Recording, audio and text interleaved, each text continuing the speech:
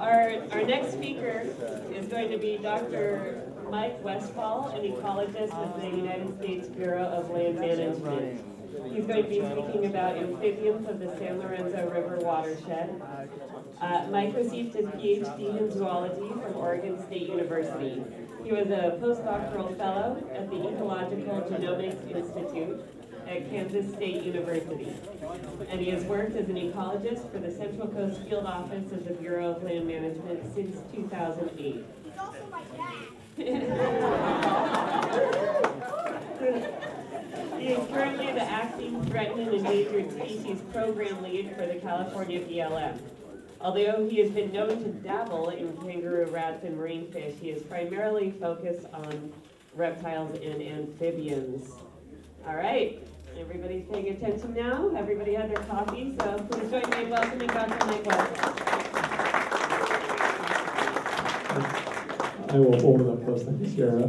And you are welcome to go to sleep if you're in your post-snack tour board.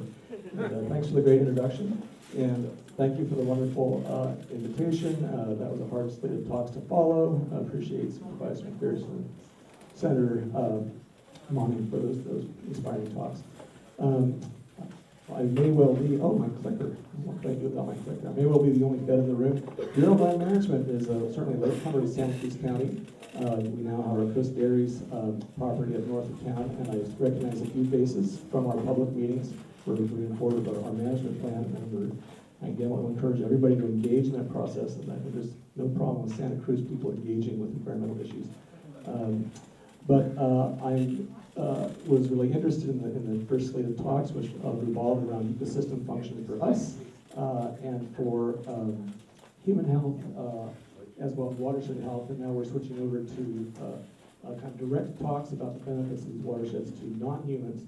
But as always, as we're very aware of here in Santa Cruz County, what benefits these non-humans does benefit us. That's why we protect them. And it benefits us because it's beautiful to have other species in the world besides us. That's good for our mental health.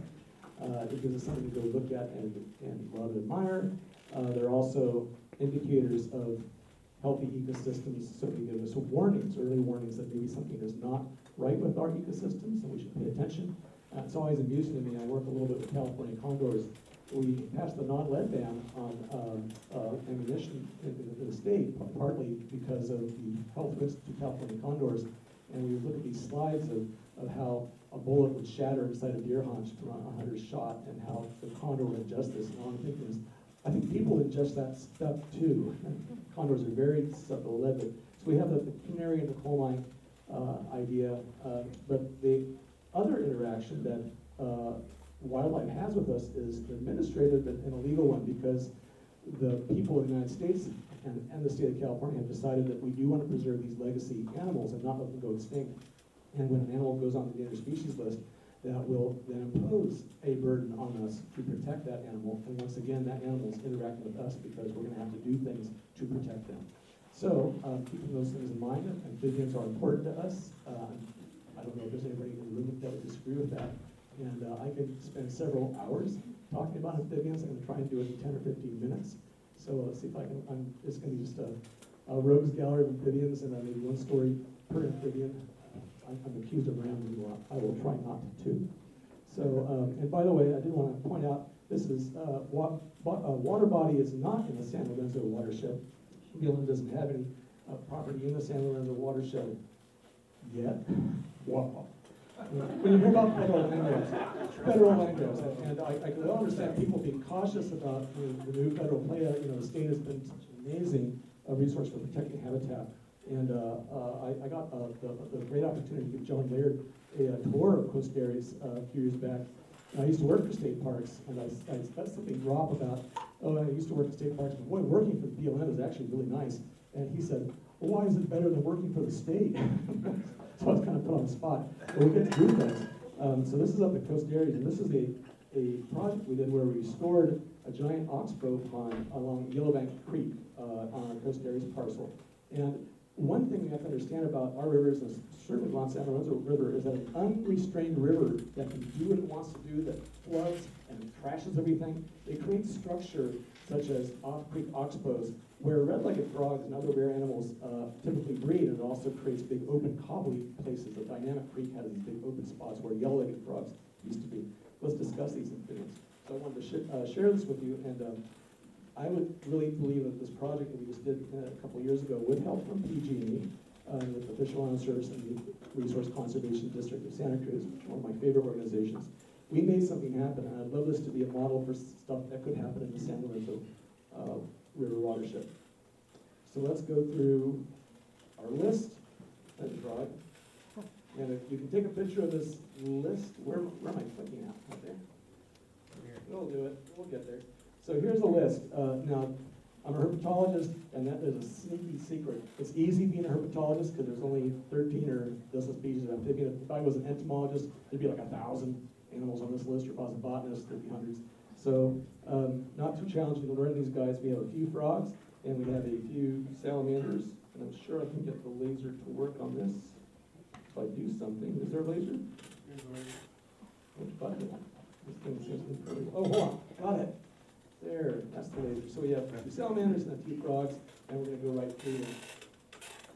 So this animal, someone you probably all heard about, it's the California red-legged frog. It's our big, beautiful native frog in California.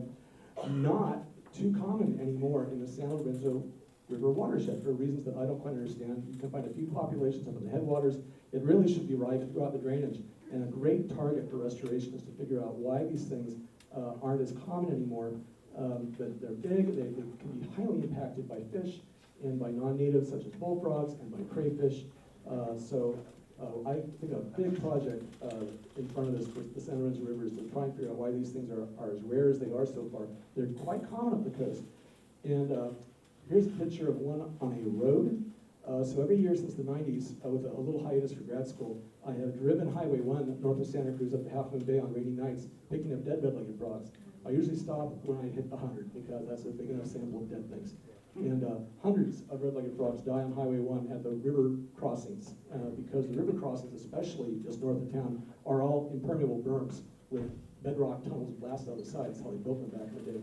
And one of my big, giant plans is to try and get Caltrans and BLM and everybody to get together to turn some of those earthen berms back into flying bridges to restore our estuaries north of town. And that will save a lot of red-legged frog lives. This is one that's actually in nature. I would like to see more of them sitting on the bank of a creek like this one and not in the pond river. So let's see if we can make that happen. And here is that's what a baby one looks like. Let's go back to baby. You can do it. Oh, what am I doing wrong?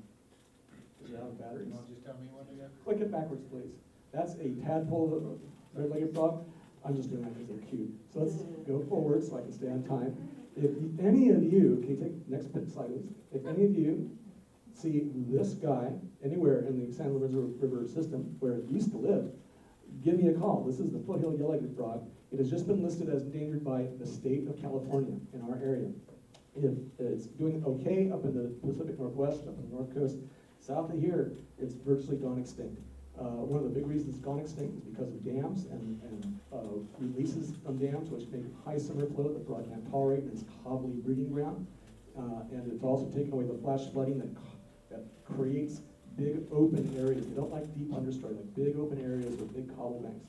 And I think we have maybe a population in Bear Creek is rumored, but otherwise this species should be common in the Santa Rosa Valley. The only place I know of where it's still common is in the upper watershed of Soquel Creek, and everywhere else it seems to have been extirpated. So let's keep our eyes open. Next slide, please. Here's another shot. They just kind of look like that. Next shot, please. How many people have seen the western toad in Santa Cruz County? They're small, they're fat. They look at you too. They have a line down their back. I think the laser still works. And no other frog in our area is going to have this line down the back and these big warts.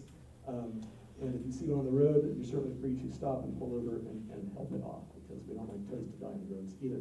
So one of my favorite animals. And next slide, please. Not really, so they do look at you. So we picked these up. I think that's Felix holding that frog. We picked them up and They're saying, don't run me over and please protect my habitat. Next slide, please. So everyone's seen this frog. This is used to be the Pacific tree frog, Hyla regilla, which then became the Pacific chorus frog, Pseudacus regilla, and now is the Sierra chorus frog, Pseudacus sierrae. And no, I can't keep up either, but I try. It's my job. I'm an herpetologist. The thing you'll see on this frog, it looks a lot like the frog we just saw, but it has these big pads on its toes. And any frog with big pads on its toes, a little frog, that's going to be a chorus frog. And they are the guys that you will hear most often croaking at night whenever you hear a croak. It's going to be a Pacific tree frog. A red-legged frog, should you hear one, it kind of makes a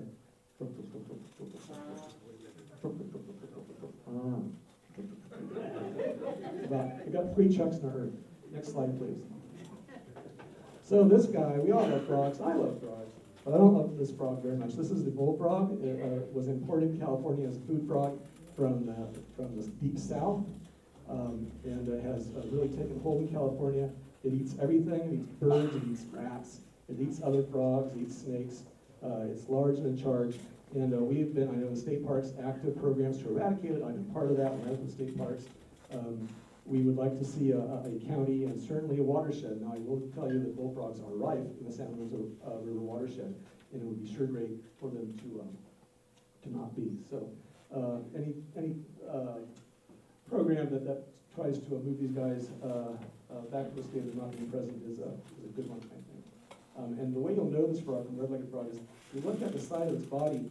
There's a big fold that runs along the body of a red-legged frog on each side called the dorsolateral fold. The bullfrog will not have that. And it also has often a really green nose. So a big green-nosed frog with a very smooth back will be a bullfrog. I'm a friend of all frogs, but this one I have to get a pass through. This is a newt. Now, all these animals are aquatic animals. They live in the water. They live in the river, and should be in the river and the stream. So does this guy. And how many people knew that there were 2 kinds of newt in Santa Cruz County? You guys are so well informed. There's the California newt and the rough-skinned newt. There's the rough-skinned newt, a breeding male, all flabby and ready to go. And I want to point out that the rough-skinned newt, the way you identify an adult is that if you look at its eye, the eye is kind of small and is the same brown background as the rest of the newt. So this thing that has a brown eyelid is going to be a rough-skinned newt. Even experts can't tell these apart as adults. I've asked the experts, one too, but nobody really can. It's hard to do. But we'll see at the end of this slideshow if you guys can. Next slide, please. Here is a California newt. How many people can tell this guy from the rough-skinned newt? I can. You might be able to see a little bit of yellow above. The yellow above the eye is going to be an indicator. This guy is also not in its breeding state, and it's a little less colorful. So let's see if we can do a comparison. Here's my eldest son, Max, who's not here because he's doing ballet. And you can maybe see big, googly orange eyes on the California newt, whereas the smaller eyes on the rough-skinned newt and all brown. So if you get a newt with big orange eyes, that's going to be your California newt. Let's look at their eggs and their larvae, because you can't tell larvae apart. So if you get a larva with racing stripes on it, yellow with black stripes, that's the larva of a California newt. If you get an all-brown larva, and they both have little gills, that's going to be the larva of a granulosa newt. And I work a lot with these guys. I've seen a lot of newts pass through my hands the past few years. A lot of new larvae, and they are hard to tell apart. Stripes versus no stripes. Next slide, please. This is the egg mass of a California newt. It looks like a golf ball. It kind of bounces like a golf ball. It has about 20 eggs inside it. You can't mistake it for anything else, and it's hard and rubbery. And you can juggle it. What's that? Next. Yeah, Felix. And these are 2 eggs of the rough-skinned newt. They lay them singly or 2 at a time. They wrap them up in leaves, and it's impossible to find them. You'll never see the egg of Tritica granulosa in a pond. But they're in there. That's one of the big differences between the species. Prior to discovering the egg differences and larva differences, we thought they were one species until Dr. Putty discovered otherwise. So a cool local story. Next slide, please. This is a problem up on Coast Dairy. This is a granulosa, a rough-skinned newt larva that's 3 or 4 times as big as it's supposed to be. And it turns out they overwinter in some of their ponds. And the reason that's a problem, I found out when I translocated a whole bunch of red-legged frogs into a pond that had these guys, and I didn't know about them. We discovered them. Nobody knew about them. Next slide, please. we found out they were eating the red-legged frog eggs. This is one of my transplanted red-legged frog egg masses, and these giant, I call them megalarvae, are burrowing into it, and not a single one of those eggs, out of 10 egg masses, which equal about 60,000 eggs, not a single, 20 masses, not a single one of those became a frog. And so now, so it's native species versus native species. We think that climate change could be driving some of this, and we're doing a fairly big research project with Humboldt State right now to get on top of this.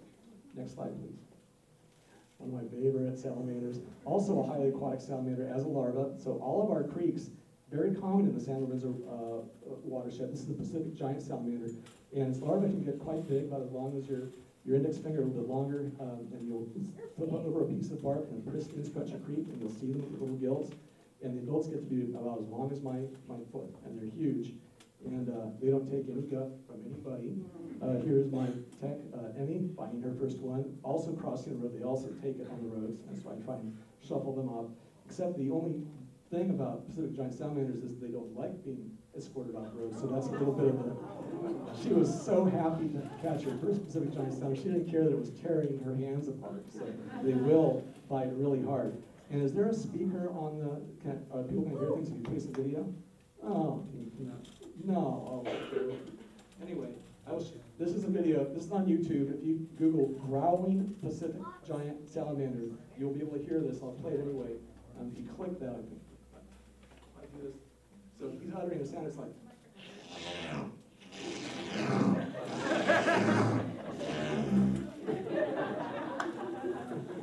Go there and see it. It's got a lot of hits. It's cool. I think it's the only video showing this thing. It's the only salamander localized. Next slide, please. So this is cool. This organism here is the Santa Cruz black salamander. And the black salamander, Anites lavapunctatus, which means yellow spots, everywhere else in this range, all the way up to Washington, has yellow spots, but only in the Santa Cruz Mountains, it looks like black licorice. I remember catching these things as a kid and thinking, black licorice, black jelly bean, just as black as it gets. And this is actually quite a rare animal. It only shows up now in a few places in the Santa Cruz Mountains, and I think it's in the works for getting some kind of status as a protected species. So this one should be on your radar. Anites niger. If you see a salamander that's big and just glows with that obsidian blackness, you're a lucky person. And I'm comparing it to a very common salamander, the arboreal salamander. And you have to know, we're now in the region of the next salamanders I show you, except for this one, which is actually associated with riverine systems. It likes to be right down in the rocks, not in the water, but in the leaves and rocks at the side of the creek, so it's still somewhat riparian. But the rest of these salamanders are woodland salamanders that live in the duff and under logs. And I am showing them to you, even though the moist redwood forests of the San Lorenzo are home for these guys, they're not strictly associated with water, but you do need to know all your salamanders so that you can tell your newts from your woodland salamanders. So let's look at next slide, please, at an arboreal salamander. So around here, lots of big yellow spots, and they are one of the cuter salamanders. They're all cute. I know what I'm saying. They're all really cute. This is a big male, and the males will have all these scars on their head because they battle each other. It's so cute. They battle each other. They can also draw blood on you. I've had it happen, so it's quite an honor to get blood drawn by a salamander. And these strong toes have special bones. These things climb, and they climb. I've seen them 100 feet up in a Doug fir tree. And usually when you see them, we came home one night from driving around looking at salamanders, and Felix said, "Dad, there's a salamander on the wall of our house next to the doorbell." I'm like, right. It was up on the wall, and they're like the original Spider-Man salamander. They climb everywhere. They live up in your rain gutter. Don't clean out your rain gutter. Do clean out your rain gutter, but we don't clean out ours because it's full of salamanders. Next slide, please. So the reason you really want to know the yellow-eyed salamander and Sarcina schultzii is that it looks just like a newt, right down to the yellow eye things. And the only two things that are really different is that usually, well, this newt will never have rough skin, and the salamander will never have rough skin, and newts usually do. And also, at the base of its tail, there's a constriction. And that's where the tail breaks off if you should handle the tail. Now, newts you can pick up by the tail. You can twirl them around. Don't do that. But the tail won't break off. This one's tail will break off. And they're mimics. They've been shown to be mimics of newts because newts are deadly poisonous. These ones aren't, but they get to look like newts that are deadly poisonous. Next slide, please. Here's one in nature doing what it does, which is sit on some beautiful green moss on a log. If it happens to be grabbed and taken out into the sunlight, it doesn't like. Next slide, please. And finally, the one that's in everyone's backyard. I just found them under a log just 20 feet away from the fire station here a few minutes ago. This is the California slender salamander. There's actually now about 20 species of slender salamander in California. We're making more as our molecular techniques improve. It's the long, skinny thing that looks like a worm. But if you look really hard, it's hard to see in this picture, they have little tiny legs. They're 4 little toes apiece. It's really common. There was a water tank going up in the Aptos Creek watershed once, and we went in and we cleared out all the oak duff where this thing was going to go in. And I think we found 1,000 of these in a 10 by 10 plot. They're really, and they have been attributed to helping fight climate change because they devour the bugs that eat the duff and release methane into that. They found out that there's a lot more carbon fixation when you have salamanders like these in the duff. So these guys here, they're small, skinniest of all the salamanders. They're the heroes. I praise them. And I want to thank you for listening to me talk about amphibians. You can ask me any questions afterwards that you would like. Thank you.